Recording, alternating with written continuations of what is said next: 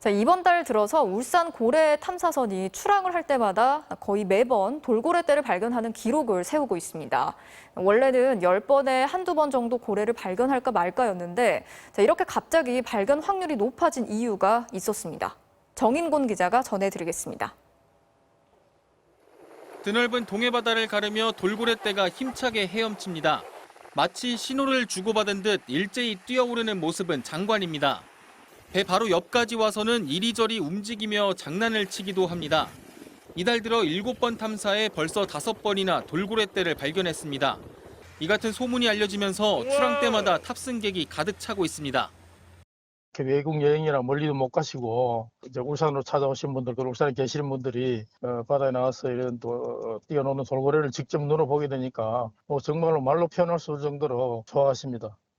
고래 탐사선은 지난 4월부터 운영에 나섰지만 6월 중순까지 고래를 한 번도 발견하지 못했습니다. 그러다가 6월 말 돌고래 20마리를 처음 발견한 데 이어 7월에는 2번, 이달 들어서는 열흘도 안 돼 5번이나 발견했습니다. 이처럼 고래 발견이 부쩍 늘어난 이유는 30도가 훌쩍 넘는 폭염이 이어지며 바닷물의 온도도 함께 상승했기 때문입니다. 울산 인근 바다의 8월 수온은 지난 5월과 비교하면 10도가량 올랐습니다. 지난해 8월과 비교해도 수온이 8도가량 높아진 것을 확인할 수 있습니다. 이러면서 울산 앞바다가 돌고래가 좋아하는 난류성 어종의 좋은 서식지가 된 겁니다. 보통 수심 50에서 70m 정도 되는 그 심해산란층에 서식하는 오징어류나 어류를 먹고 삽니다.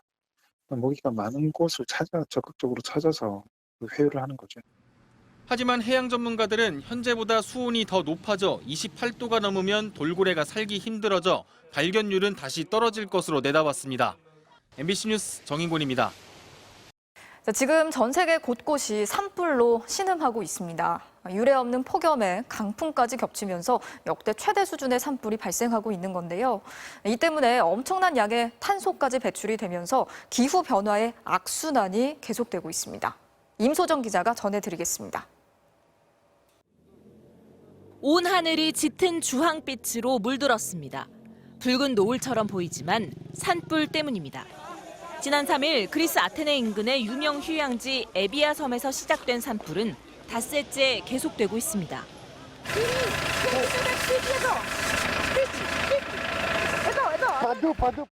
결국 수천 명의 주민들은 소중한 안식처를 버리고 피난길에 올랐습니다.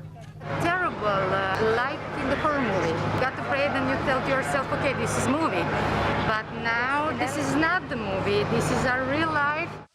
산불과 사투를 벌이는 건 그리스뿐만이 아닙니다. 이탈리아와 스페인을 비롯한 남부 유럽은 물론이고 터키와 러시아도 산불로 신음하고 있고 남미와 미국, 캐나다까지 그야말로 지구 곳곳이 활활 불타고 있습니다.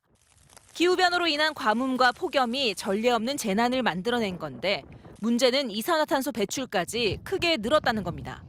지난 한 달 동안 전 세계에서 발생한 산불로 3억 4천만 톤이 넘는 탄소가 배출된 걸로 추산됩니다. 관측을 시작한 2003년 이후 가장 많은 양인데 한국 전체가 6개월 동안 내뿜는 탄소 배출량과 맞먹습니다. 탄소 배출 때문에 생긴 이상 고온이 산불을 부채질하고 이 산불이 다시 엄청난 양의 탄소를 배출하는 악순환이 벌어지고 있는 겁니다. It is indisputable that human activities are causing climate change. Human influence is making extreme climate events, including heat waves. 전문가들은 매년 잦아드는 산불로 소실된 산림이 회복되는데 엄청난 시간이 걸려 지구온난화가 더 악화될 것이라고 우려하고 있습니다. MBC 뉴스 임소정입니다. 자, 하지만 진짜 재앙은 지금부터 시작일 수도 있습니다. 전 세계 과학자들이 참여한 기후변화 보고서가 오늘 공개가 됐는데 암울하고 비관적인 전망이 담겼습니다. 지구 기온 1.5도 상승이라는 시한폭탄이 3년 전 예측보다 무려 10년이나 앞당겨졌습니다. 오혜정 기자가 취재했습니다. 2015년 파리 기후협약은 지구온도 상승을 1.5도로 막자는 목표를 세웠습니다. 1.5도를 마지노선으로 정한 겁니다. 전망은 암울합니다. 기후변화 정부간 협의체 IPCC가 오늘 6차 보고서를 공개했는데 1.5도 오르는 시기를 2021년부터 2040년 사이로 전망했습니다. 당장 올해가 될 수도 있다는 뜻입니다. 보고서는 어떤 시나리오를 가정해도 2040년 이전에 1.5도선이 무너질 거라고 봤습니다. 3년 전만 해도 이 시기는 2030년에서 2052년 사이였습니다. 시한폭탄이 그새 10년이나 앞당겨졌습니다. 이렇게 지구가 뜨거워지면 어떻게 될까? 50년에 한 번 꼴인 극한 고온이 일어날 확률은 산업혁명 이전보다 현재 5배입니다. 그런데 지구 온도가 1.5도 오르면 9배, 2도 오르면 14배로 늘어납니다. 북극은 온난화가 훨씬 더 빨라서 30년 안에 북극해 얼음이 모두 녹을 가능성도 제기됐습니다. 이럴 경우 우리나라를 포함한 전 세계에서 홍수가 예측됐습니다. IPCC는 당장 탄소 배출을 강력하게 줄이지 않으면 이런 재해를 피할 수 없다고 경고했습니다. 지구 온난화는 이제 미래 얘기가 아니라는 게 좀 중요한 메시지인 것 같습니다.